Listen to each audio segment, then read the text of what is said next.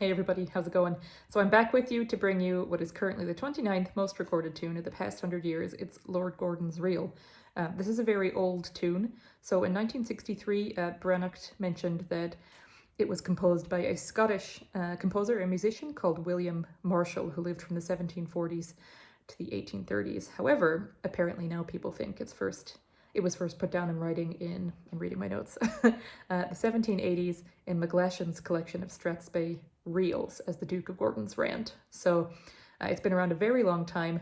First recording in audio, Peter J. Conlon got there first in 1921, but really the seminal recording is from 1934 and it's Michael Coleman.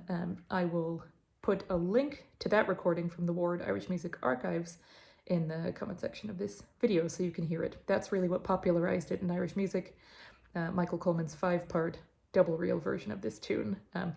Arguably since then it has been known as like a virtuosic fiddle tune, although other people have of course tried it. There are flute recordings from the mid-1990s from Lawrence Nugent and Eamon Cotter, Vinnie Kilduff in 1990, and Orla McAuliffe did a very nice version in about 10 years ago on a Cultus Live video. So I will try it on the whistle now.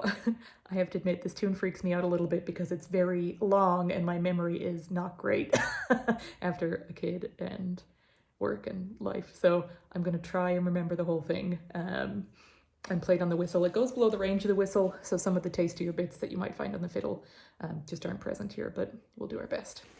So, Lord Gordon's Reel.